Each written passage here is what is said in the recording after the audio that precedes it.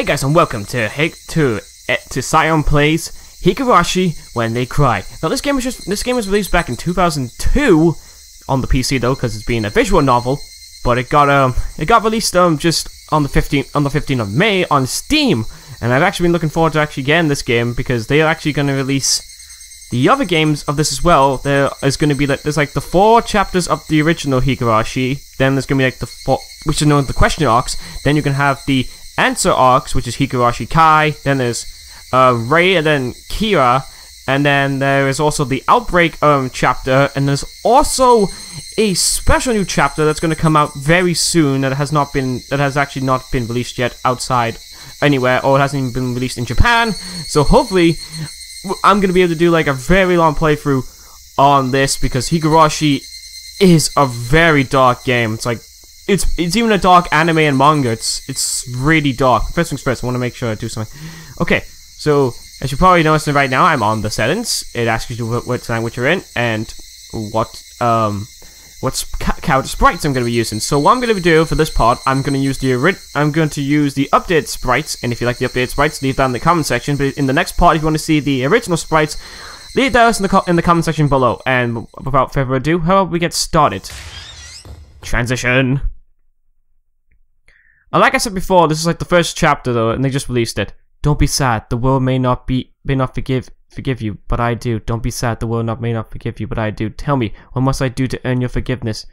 Frederica Benacastel. I don't know who that is. Did I read the last part right? Oh, you may not forgive the world, but I forgive you. This is a work of fiction. Any resemblance to actual person and organizations is entirely coincidental. AD 1980, near the summer of the 15th year of Sadawaga era. The text is going by too quick. I was going to be ripped apart anyways. Having my body ripped apart would have been far more. I trusted her. Still, no, I still trust her. Even in this very moment, I trust her. But I'm starting to realize I only wanted to trust her because I refused to accept the truth. It says I was still trying to convince myself in such a silly sobbing voice, and those tears making a mess of my face. That mechanical repetition sound finally stayed still, and everything was silenced. Only the cries of cicadas remained, annoyingly loud, and yet I felt as if I could still hear her voice. But that's not possible. She's no longer speaking. The only one crying is me. She never cried. Even when she repeated those words over and over, she never expressed any emotion because there were none to show. If she had no tears to shed for me, then I shouldn't need to shed any for her. Then why? This pain, my eyes are getting moist. Why was this happening? I still want to believe I hadn't been split apart. That's enough, right? Inside me, an inner voice whispered gently. My spirit had suffered enough, and countless times I wavered over whether I should just throw the battered thing away. Except, I stubbornly refused to do that, haven't I? I feel better if I just threw it away. Even knowing that I choose to believe, but I didn't. Only I can understand the painful struggle and accept it. Hey, me. I've tried more than enough. I'll acknowledge that much. So, isn't it alright just to take the easy way out? Besides, I'm not throwing it away. I'm leaning behind with her, like flowers by a grave. Now then, calm your nerves. Even though you can't feel your right arm, just lift it up, and with every swing, forget a little more. That kindness made me happy. That adorable smile brought me joy. I like petting your head. I loved how demure you were. Because this will be the last time.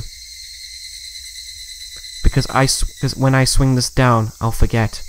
This is my first and last bouquet for you. Ugh. Ominous start. Perhaps I really did. Love you.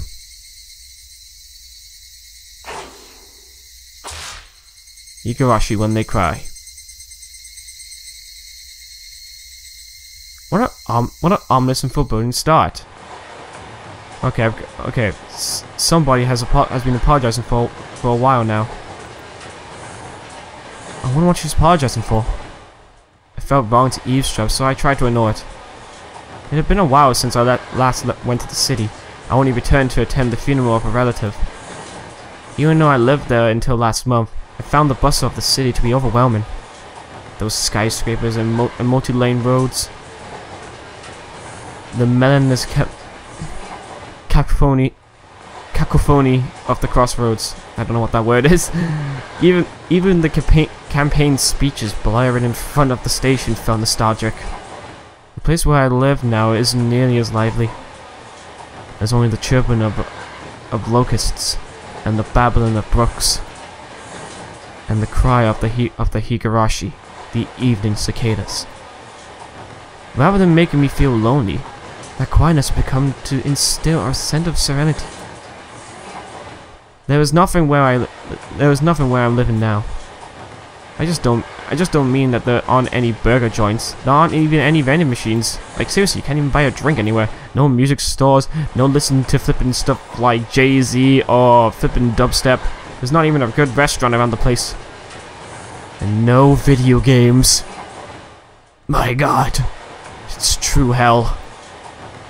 Even an ice cream parlor would be unlikely. Damn it, no ice cream. The nearest town has some stuff like that, but it's like an hour away by bike. But come to think of it, it wasn't really a big deal. There were music stores and arcades and ice cream parlors, but it wasn't like I ever hung out at any of them. I had lived in the city for 10 years and never once been to the ice cream parlor. I should have gone at least once. It's only now that I'm starting to regret that a little. Somebody is still apologizing. Who is she apologizing to? She's been apologizing so much that she just forgave her already. She just forgive already. I can't read apparently. There's no reason anyone should ever need to apologize so much. I started to feel a bit annoyed at whoever was refusing to forgive her. No matter how bad the mistake, there's nothing that can't be forgiven. There's no such thing as an irreparable mistake. You just need to be more careful next time. She's still apologizing even now. Then, has she really done something that can't be fixed? I have no idea what she's done, but it can't be fixed. But if it can't be fixed, then that's all the more reason to forgive her. No matter how much she apologizes, nothing will change. But even so, she keeps apologizing in such a heartbroken voice. Hey you, the one she's apologizing to. Why don't you just go ahead and forgive her? She's apologizing in such a pathetic voice. Kenichi, we're almost there. Wake up! I was finally roused from my nap, but my father. Oh shit! But my father's prodding. Oh, so I was in the car having a dream. Oh no, I wasn't. I was on the train. It's in the train had finally reached its stop. Oh, so someone must have apologized on the train. We spent hours riding everything from the bullet train to the local rails. It was hard to believe that the landscape beyond the window and the city was in the half a day ago. We're in the same countryside. No, but they were even the same era. That was a very good point. From there, we take a car deeper into the mountains. Ooh, foreboding. Transition. Am I here yet?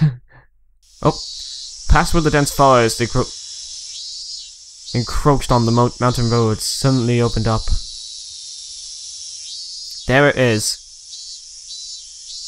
There, where I live now. Hinamizawa.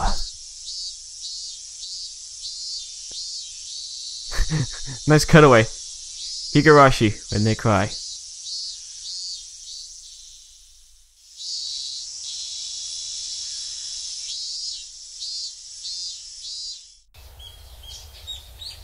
Okay, I finally decided to wake up. Even though we're approaching summer, the morning air still had a frigid bite. Although in exchange, you can fill your lungs with crisp, clean air. Flipping over the window, I was greeted with a vivid expansion. Nothing but trees. The neighbour houses were far away on the other side. I was probably the only one enjoying that view in the air. And that air. I filled my lungs with another deep breath. Since I started living in Hinamizawa, I learned that even air had its own taste. Ooh, this air tastes of alcohol! I quickly finished getting ready for school and headed downstairs for breakfast. My mother was the only one there. My father was nowhere to be seen. He was probably up working until the early morning. Dad had a rather unconventional job as a painter. It's such a laid-back profession. Get up when you want, sleep when you want, and work when you want. I was so jealous of that easygoing lifestyle. I even wrote for school that I wanted to be a painter when I grew up. Dad was ecstatic about that. It was just because it looked easy. I'd never tell him that though. I mean, I don't want to tell him I just want to be some laid-back asshole that makes a lot of money from my paintings. That'd be ridiculous. Mum laid breakfast out on the table. Seaweed, pickled vegetables, raw eggs, and grilled salmon. Ugh, bit of a weird breakfast. Oh, seaweed. Oh yeah, I forgot you can eat seaweed, but still, that's a weird breakfast. My mum was such a good cook, it was scary. A perfect, immaculate, ideal breakfast. I cannot read. Unlike my dad, who didn't even know the meaning of the word schedule, my mum never squandered any time or effort. She hummed a little tune as she brought over the miso soup. It seemed like she was in a good mood today.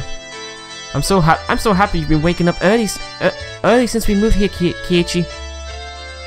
If I don't wake up early, I won't have time to eat breakfast.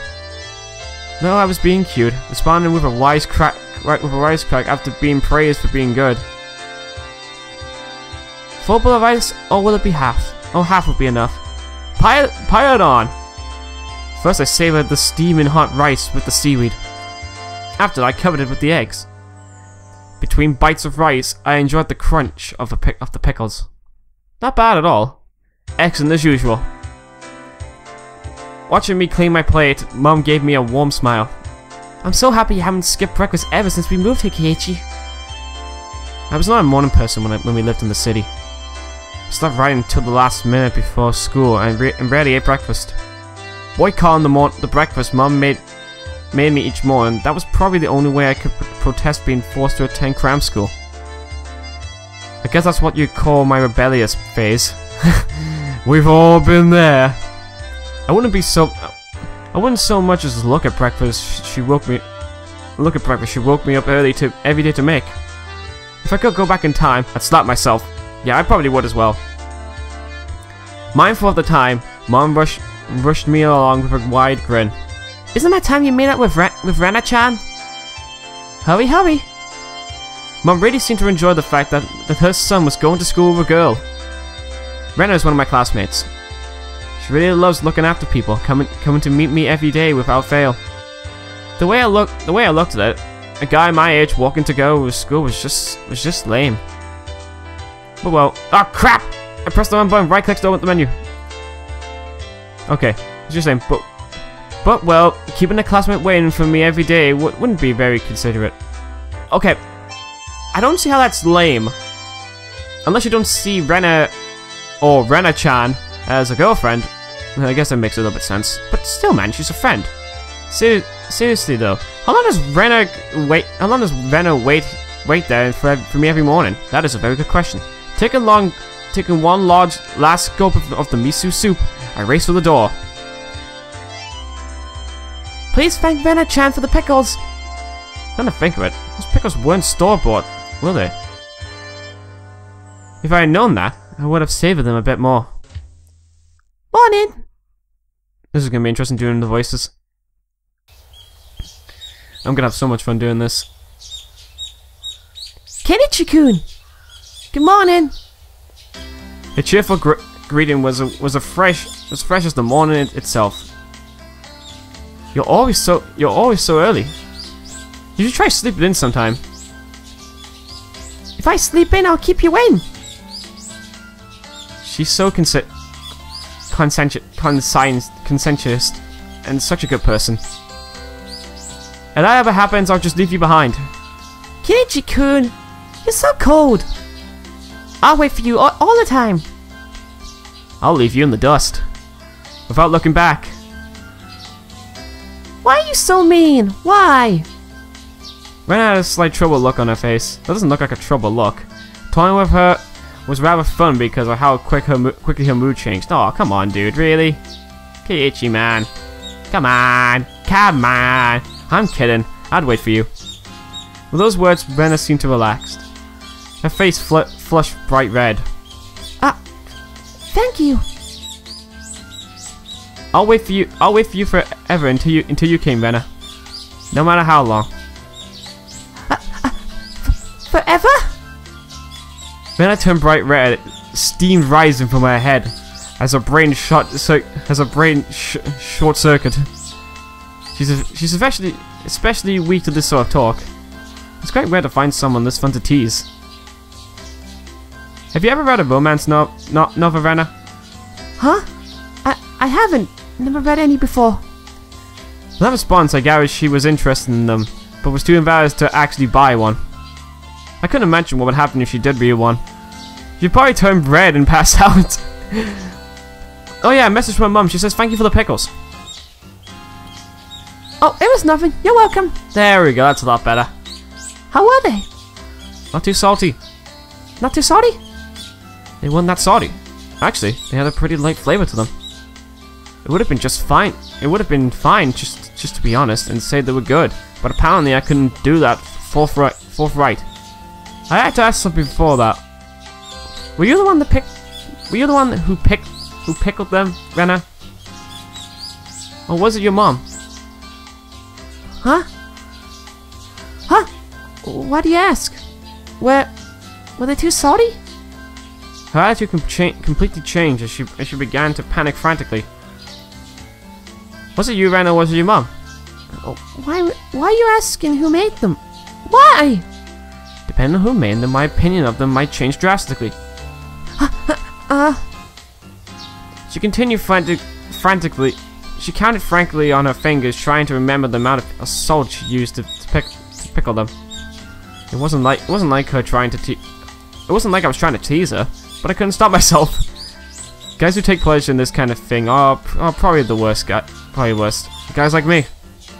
Rena nervously opened and closed her mouth over and over, trying to mutter a response. It was me. Delicious. Huh? Pretty good. Just like the last ones.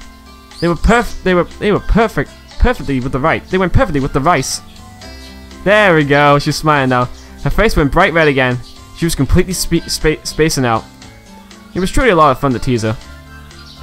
I pray that Rena never gets taken advantage of by some lowlife. Keep at it, Rena. I'll train you until you handle it like an average person. Or so I decided for myself. Let's go. If we keep me on waiting, we'll never hear the end of it.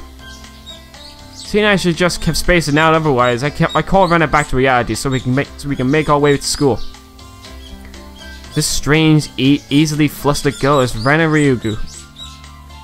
I've only known her for about a month, but I've come to realize it's not just her name that's strange. Gee, dude.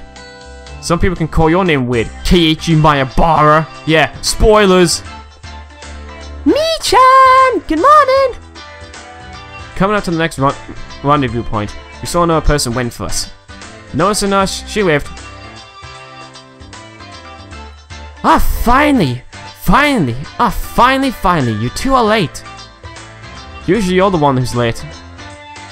In a sharp contrast to the diligent Rena, this one marks to the beat of her own drum. She's Mio and Zonozaki. and for what it's worth, she's our senior and head of the class. Morning, Rena! And it's been a while, Kei-chan. How many years? I was only off 2 days. You don't say. You were so much cuter back then. Mion's gaze started at my chest and dropped straight down. Focused on the part between my legs. So she was saying it was my Crocs that was cuter back then. What? Awkward? Before you ask, just to be clear, I've never actually tried to show it to her. I've grown quite splendidly. You'd be surprised. Not only is he bigger, but he has a little mustache now. Being so enthralled with energy every morning is quite a problem, though. I'll introduce you next time to be sure to greet him properly. Don't say next time. Right now is just fine. How about letting the little guy get a breather for fresh air? I don't think I've ever talked so dirty. You could smell it fouling up the morning air before. Mion sure does act like an old man sometimes. She acts like Master Roshi. And that's not a joke. She's literally come up with all this dirty freaking words. Never expected this. I do remember in the original anime though that this was a thing, but in here it seems more noticeable. Gotcha. Time for the big reveal. Hope you don't regret it. As my hand reached for a fly, Rena began to ramble in a near panic. Hey! What are you talking about? What are you talking about? What are you talking about? Red-faced and flustered, Rena tried to play it dumb, but it was obvious she knew exactly what we're talking about. Yeah, she knows what we're talking about. We're talking about sausages. How was it? Seeing the city again. Mion switched gears, dropping the dirty talk and changing the topic to something more befitting the pleasant morning. I only went for the funeral. I didn't have much time. So yeah, did you look for it? That thing I asked for? You're not listening at all. I just came back from the funeral. I didn't have time to look around in toy stores. Tisk. Toy stores and hobby shops are completely different, you know. It's really difficult to get Western stuff around here, after all. Is it about that game, Mion-chan? About me-chan? Mion nodded proudly as Rena giggled. Yep, I wanted Kei-chan to bring back a Western Import catalog, you see. Western Import was short for Western Import Games. I would never have guessed that. Thanks for the abbreviation, Keiichi. I've now learned stuff in this thing. Using that abbreviation did make it sound pretty geeky. It kind of does. You can just get them to send them in the mail, can you? Well, guess I have to now. I'm gonna get a game full of hot action. This time, I like a game that's easy. This time I like a game that I don't know who's speaking though. I guess it's supposed to be Rena. This time I like a game that's easy to understand. Oh, this is supposed to be me. Beyond's board and card game enthusiasm. I hear she's collected quite a lot of different ones. According to Rena, Mion's room has is kind of become a museum for domestic and foreign games. If this a game you think I understand, let me play too. Of course! If Kei-chan is up for it, I should warn you though, we're pretty tough. Just what I want. I play all sorts of games I don't intend to lose. Whoa! Then we'll let you in the group this time, I guess. Bristling with joy from their head to toes, Rena looked back and forth between me and Mion. Mion gave her an affirmative wink, and her expression perked up even further. I thought boys prefer playing outside more, so I figured you wouldn't want to. Rena laughed happily. It was such a friendly conversation. You wouldn't think I moved here less than a month ago. I understood that they did all they could to make a transfer student feel like me feel at home. I have to try to harder to fit in, so they wouldn't feel like they have to try to make me feel welcome. I felt like if I acted a bit more open than I usually am, it should probably be right for this place.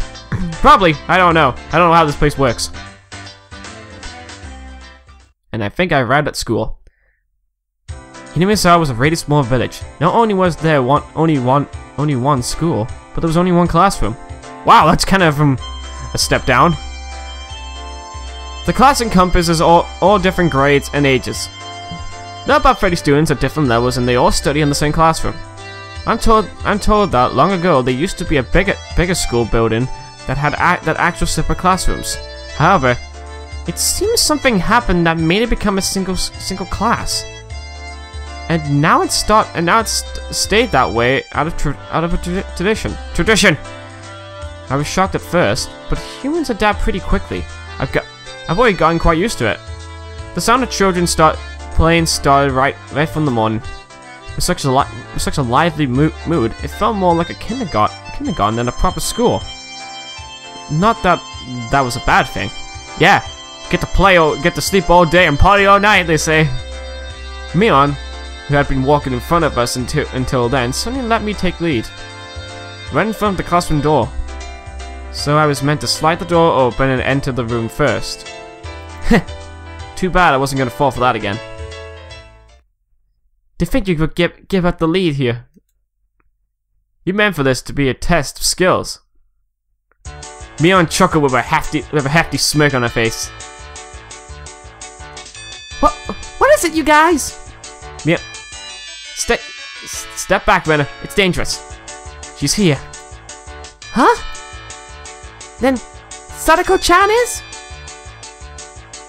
Uh-oh. Her name was Sadako Hojo. No relation to Hojo from Final Fantasy VII. She was a disrespectful, impertinent, bossy kid. The way she talks was annoying, but it would be immature to get worked up over just that.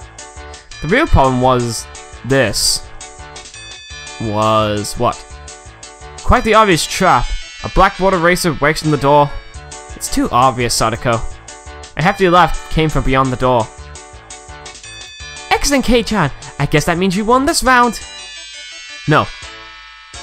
This is Sadako we're talking about. I doubt this is it. I've fallen for such a radical trap since the day I transferred. I no longer let my guard down. Sadako liked to combine a variety of traps that were simple that there to bait you into the main ones.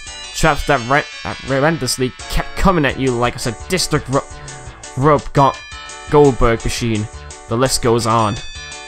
As well as being clever, they almost never misfire. When you least expect it, she strikes. No escape, no time to relax. By the looks of it, this eraser is normal. No rocks or anything for it.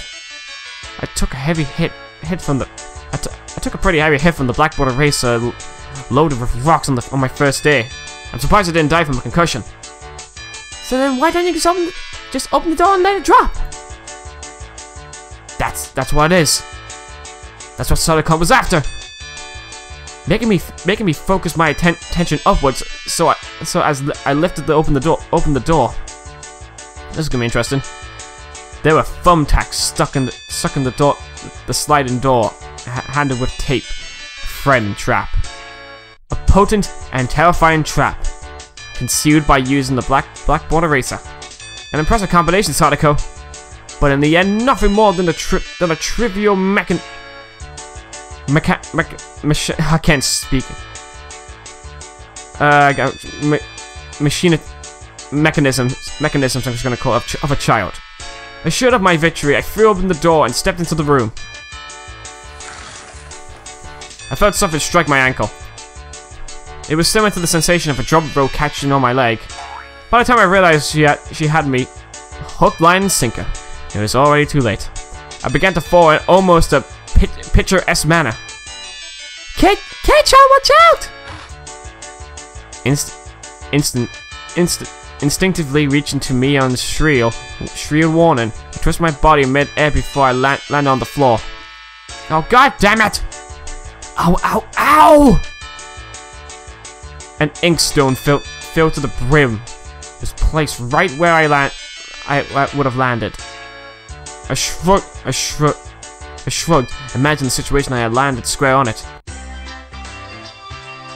My, what do we have here? A fair morning to you, Keiichi-san. Aren't we a lively one this morning? She sprawled in an awkward position. I was greeted by a mocking voice. That was an upstep from your usual traps, Sadako. I haven't the fittest idea what you mean. You're quite lucky this morning. You little... Ow, ow, ow.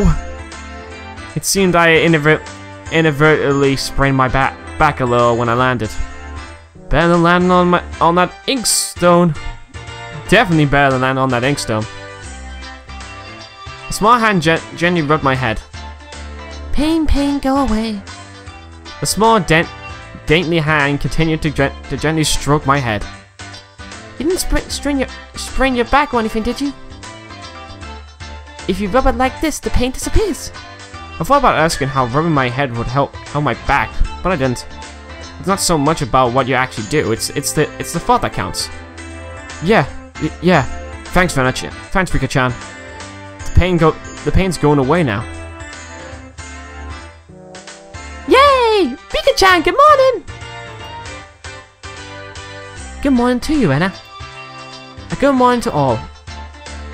Rika-chan greeted each of us with an adorable little bow. It was infectious. Ren and me and I all bowed back. I'm not actually surprised.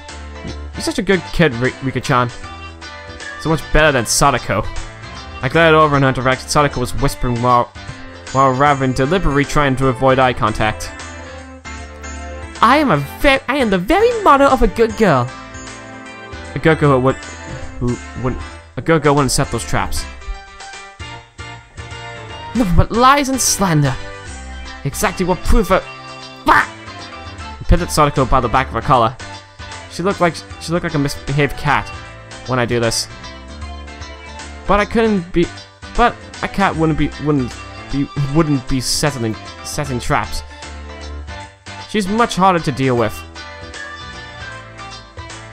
INSORRY. Try saying that. If you won't say it, I cocked my index finger on my thumb, letting it tremble as I brought it closer to Sadako's forehead. I'm against fires. You don't have any proof. Just so you know, my forehead flick really hurts. It can split pine wood right in half. Eek! Stop! Get away from me, you beast!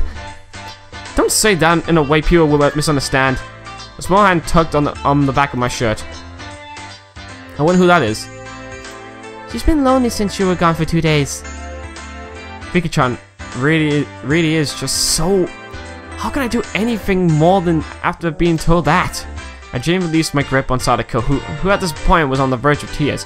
She still had her eyes clammed shut as she embraced herself for the forehead flick. Behold, the forehead flick of death! Ah! It doesn't bother me. Ah! You mustn't cry, Sadako. Keep on fighting, yeah? Rika Jenny patted the head of her prankster friend. You would never guess those two are the same age. I think Sadako could learn a thing or a million from Rika-chan. Next time, send an even more amazing trap. Wait a minute! As she observed the scene, Rika's expression grew ecstatic as she began to swoon. Ah! Sadako is crying! Shikiri! I don't know what that means. You can't take them home. But they're shukoi! Oh, they're so cute! Oh, it's like she's trying to be adorable. So cute. You can, no matter how cute they are. But they just... But just a bit is fine. Is fine? Rena kept a cutesy face, even as an outrageous idea spewed from her mouth. According to me, Rena is ridiculously weak to cute things and always tries to take them home. Objects or person. Stealing is bad, but adopting people is even worse. Give it up. Then can I just look? Just looking? That should be fine, right? Right? Rina swooned to Sadako's crying form. If a girl ever goes missing in Hinamizawa, I'll be forced to turn Renner in to the authorities. I do that. Every single time I see a girl get kidnapped by another girl, it just happens. I have to make sure that person gets sent to prison. Forgive me, Renner. I'll be sure to bring you a care package when they put you away. The teacher's coming! Quickly, clear up everything! Clear anything up! Up, Sadako, that inkstone is yours, right? Just from me on single statement, the entire mood of the rooms shift back to normal. The inkstone was bad, but the thumbtacks stuck to the door handle were even bigger problem. I pulled the tape off carefully, making sure not to skewer myself. Even though Sadako was the only one who set up the trap, everyone who had to pick it up after her. By the time the teacher entered the room, the bedlam from before had been neatly tidied up. Yeah! Ha! We made it in time! Can I save? Yeah, I'm gonna save. Okay, what happened? Okay, damn it! I had it! It just took a little while to open it up. Okay, so we're gonna save my game. Yep. Ha! We made it in time. That's what it's gonna be called. You can rename the saves as well, so if you want to. So we're gonna. So for now. So from here, that's gonna be the end of this part. So thank you all so much for watching. And wait, hang on. No, wait. I'm not gonna end it yet. I just wanted to save it. We made it in time! Rise attention! Leon gave out the morning commands.